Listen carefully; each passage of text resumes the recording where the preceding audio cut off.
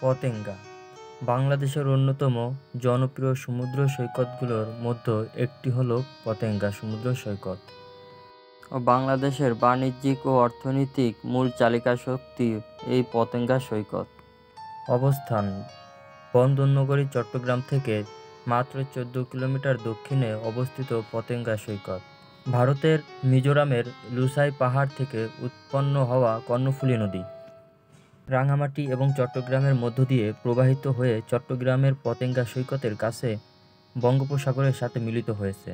নগরবাসী তাদের একঘরের জীবন থেকে মুক্তি নিয়ে এখানে বঙ্গোপসাগরের সৌন্দর্য উপভোগ করতে আসেন। 1971 সালের ঘূর্ণিঝড়ে এই সৈকতের ব্যাপক ক্ষতি হয়েছিল। বর্তমানে সমুদ্র সৈকত জুড়ে ভাঙন ঠেকাতে কংক্রিটল দেওয়াল এবং বড় বড় পাথরের খণ্ড রাখা হয়েছে। সাগরের কোল ঘেঁষেই রয়েছে সুবিশাল দুটি লেক ড্রাইভ রোড, যা দেখতে দৃষ্টিনন্দন এবং সুবিশাল।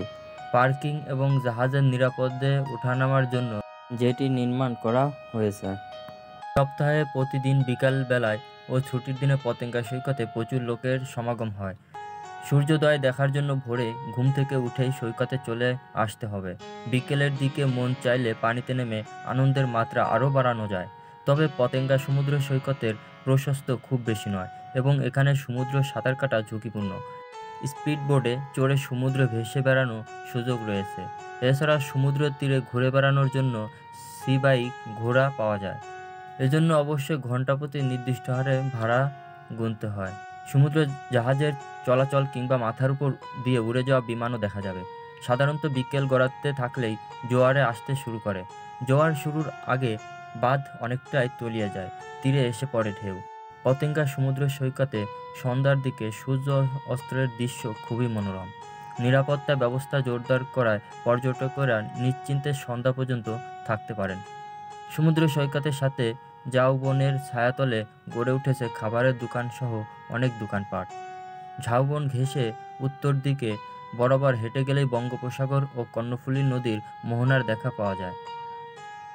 খুব কম খরচেই সুস্বাদু জিভের জল আনা টেস্টি ফুডের জন্য পতেঙ্গা সবচেয়ে ভালো জায়গা।